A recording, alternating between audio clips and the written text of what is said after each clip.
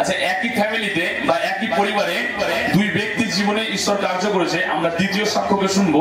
আচ্ছা, আপনার নাম কি বলুন? আপনি বলতে পারবেন? আচ্ছা, তার দিদি বলে দিচ্ছে। ওর নাম তাপস ঘরুই, বাড়ি দাসপুর। আচ্ছা, জেলা কোন জেলা থেকে আসছে? বর্ধমান জেলা থেকে আসছে। আচ্ছা, এখানে লেখা আছে এনাকে নাকি পরিবারের কিছু লোক এনার মধ্যে জাদু টোনা করে। আচ্ছা, জাদু টোনা যখন করে আপনারা কেমন ভাবে বুঝতে পারেন যে এর মধ্যে জাদু টোনা করেছে? মানে আস্তে আস্তে, মানে গ্যাজা খায় না, বিড়ি খায় না, মদ খায় না, আস্তে আস্তে মানুষটা, একটা মানুষ দুটো হয়ে যাচ্ছে ফুলে, আর পুরো মানে কালো হয়ে গেছে। সে ক্যান্সার হলে যেমন হয়, আর গোটা গা ঘা হয়ে যাচ্ছে, কলস ছাড়ার মতো সেই ছাড়ছে, আর মানে পুরো বিছানায় শয্যায় হয়ে যায়। তো আমি 2 মাস যখন ঈশ্বরকে জানি, তখন আমার বাড়ির লোক আমাকে জানায়নি। তা যখন আমার দাদা বিছানায় পড়ে গেছে, তখন আমার বাবা ফোন করে বলছে দাদা আর বাঁচবে না। ডাক্তারও জবাব দিয়ে দিয়েছে, এমনকি বলেছে যে ডাক্তারের যে ওর সমস্ত খাওয়া বন্ধ, শুধু ভাত আর আলু ভাতে খেত, মানে শাক সবজি মাছ মাংস ডিম সব বন্ধ করে দিয়েছিল। তাহলে মানুষটা বাঁচবে কি করে? দিয়ে তখন আমি ঈশ্বরের কথা আমার বাবাকে বলি, তো আমার বাবা মা খুব বিশ্বাস করে। বিশ্বাস করার পর আমার দাদাকে আমি নাইটে নিয়ে আসি প্রথম, সেখানে নিয়ে এসে 5টাকে জানাই, 5টা প্রার্থনা করে দেয়। তারপরের দিন থেকে আমার দাদা একটু একটু বিছানা থেকে উঠতে পারে, সুস্থ হয়ে গেছে। আচ্ছা আচ্ছা আচ্ছা, ওনার যে গায়ে যে খাওয়া হয়েছিল, এখন কি সে খাগুলো আছে? না, এখন আর নেই। এখন দেখাচ্ছে পুরোপুরি মিলিয়ে গেছে। আর আপনাকে দেখাচ্ছে আপনি এখন সুস্থ সতেজ একটা মানুষ। আপনাকে দেখে মনে হচ্ছে না যে আপনি বিছানায় পড়েছিলেন। প্রচুর ফুলেছিল। আপনারা আপনাদের পরিবার থেকে বুঝতে পেরেছিলেন যে তার মধ্যে কোনো জাদু বা টোনা করা হয়েছিল। সে একটা কঠিন বিমারির মধ্যে বা কঠিন পরিস্থিতির মধ্যে দিয়ে যাচ্ছিল, কিন্তু তারপর আপনি ঈশ্বরের সন্ধান পান বা মন্ডলীর সন্ধান পান। তারপর আপনি পুরোপুরি পাস্টারের সাথে যোগাযোগ করেন, বা পাস্টার এই ভাইয়ের জন্য লেহ্যান্ড প্রার্থনা করে, ঈশ্বরের দাস তার জন্য লেহ্যান্ড প্রার্থনা করার পর সে এখন দেখে বোঝা যাচ্ছে সে এখন পুরোপুরি সুস্থ।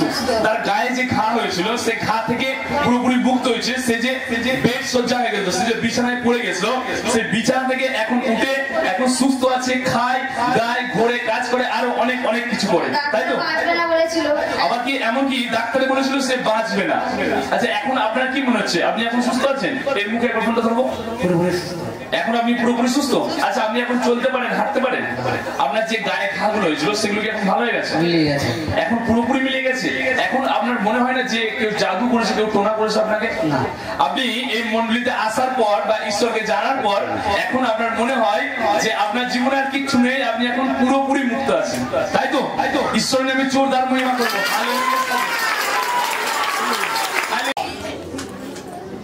আচ্ছা, আপনার নাম বলুন। আমার নাম মিঠু রায়। আপনার নাম মিঠু রায়। আপনার পাশে যেটা আছে সেটাকে? এটা আমার যা হয়। আপনার যা হয়? আচ্ছা, তার নাম কি? তার নাম মৌসুমী রায়। মৌসুমী রায় এখানে লেখা আছে। আচ্ছা, আপনার বাড়ি কোথায়? আমার বাড়ি পাটরা। আপনার বাড়ি পাটরা এখানে লেখা আছে নাকি? আপনাদের এই পরিবারে? হ্যাঁ, আমাদের পরিবারে মানে আমার 2টো বাচ্চা, আমার বড় জায়ের একটা বাচ্চা, মানে আমাদের পরিবারে 3টেই মেয়ে।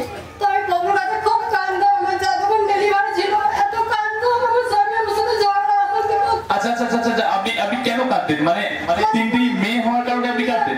3টে মেয়ে চলে আমার স্বামী খুব আমার সাথে অশান্তি করতো। পরিবারের ছেলে নেই। তো আমার জায় যখন মানে ডেলিভারি ছিল, তখন আমি খুব কাঁদতাম, খুব কাজে প্রার্থনা করতাম, উপবাস করতাম যে পরিবারের জন্য একটা ছেলে দেয়।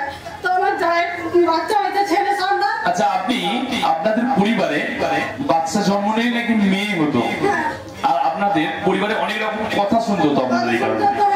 স্বামীরা অনেক কথা বলতো বা অনেক কিছুর মধ্যে দিয়ে আপনাদের যেতে হচ্ছে, আর আপনি ঈশ্বরের কাছে প্রার্থনা করেছিলেন যে প্রভু আমাকে একটা পুত্র সন্তান দেয়।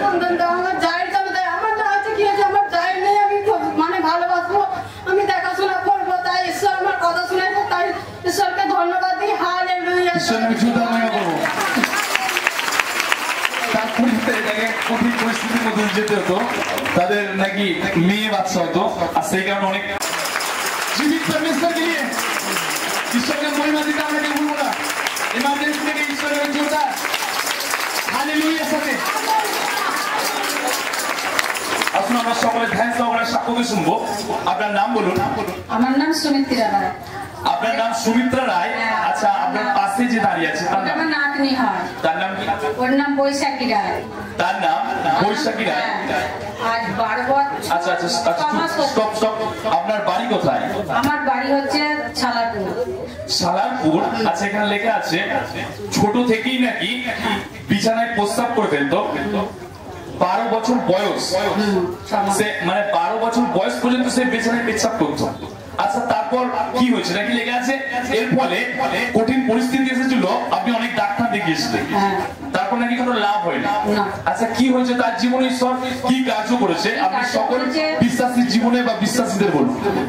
আমি আজ 1 সপ্তাহ মানে কি আমি প্রার্থনা করেই যাই, তো 2 বার ডাক্তার বাড়ি নিয়েও গেছিলাম, এর কোনো ওজন ছিল না, তারপরে কোনো প্রেশার নেই।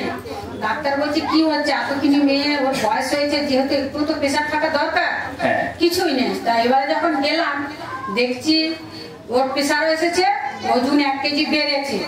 তা আমি তখন ঈশ্বরের কাছে আমি আগে থেকে প্রার্থনা করতাম, যেন ঈশ্বর ওর যেন প্রেশার বাড়ে আর আমি যেন যে সাক্ষ্যটা দিতে পারি। আচ্ছা আচ্ছা, আপনি এই মন্ডলীতে কতদিন ধরে আসছেন? আসছে একটু বহু বছর। আপনি অনেকদিন ধরে আসছেন এই মন্ডলীতে, এই মন্ডলী নির্মাণ থেকে। আর আপনার এই বাচ্চার প্রতি বা আপনার ঈশ্বরের প্রতি একটা বিশ্বাস ছিল যে এই বাচ্চা সুস্থ হবেই হবে, আমার বিশ্বাস আছে। তারপর আপনি ঈশ্বরের কাছে প্রার্থনা করেন, আপনি ধৈর্য সহকারে প্রার্থনা করেন এবং 5টা লেহ্যান্ড প্রার্থনা করে দেন। ঈশ্বরের দাস লেহ্যান্ড প্রার্থনা করে, এখন নাকি লেহ্যান্ড প্রার্থনা করার পর এই বাচ্চা নাকি এখন পুরোপুরি সুস্থ। এখন সুস্থ আছে। আচ্ছা আচ্ছা, এই যে বাচ্চা বিছানায় যে পেচ্ছাপ করে ফেলতো, সেটা এখন পুরোপুরি মুক্ত হয়ে গেছে? হ্যাঁ, পুরোপুরি মুক্ত। এখন পুরোপুরি এমনি সন্ধ্যাবেলায় স্লো হয়ে যায়, আবার সারা রাতই, তার মানে ওকে যদি না তুলি ও ঘুমিয়ে যাবে। আর এখন ঘুমো ইয়ে হয়েছে, নর্মাল হয়েছে, আর পেশাবটাও এখন করে না রাত্রিরা, এখন বিছানায় করে না, এখন আর বিছানায় পেচ্ছাপ করে না। সে প্রার্থনা এসে প্রার্থনা করার পর ঈশ্বরের দাস তার জন্য প্রার্থনা করে, ঈশ্বর সেই প্রার্থনা শোনে এবং ইনাকে এই বাচ্চাকে এবং ইনাদের এই কঠিন পরিস্থিতি থেকে ঈশ্বর মুক্ত করে। ঈশ্বর নামে জোরদার মহিমা করবে। আপনার নাম বুলবুলি কোড়া। আপনার বাড়ি কোথায়?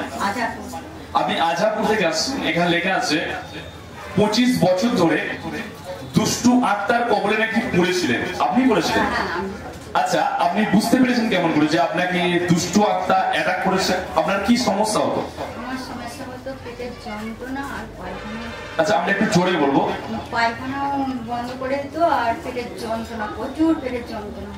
আপনার পেটের সমস্যা হতো, এমনকি পায়খানা বন্ধ হয়ে যেত। আর কি সমস্যা হতো? আর ওই হতো ওই পেটের যন্ত্রণা করে তো মনে হচ্ছে যে ছুঁচি করে বেঁধে দিচ্ছে এগুলো, আর পায়খানা বন্ধ হয়ে যেত। আর আমার স্বামী আমার জন্য বাঁচাবার জন্য আমার স্বামী খুব চেষ্টা করতো।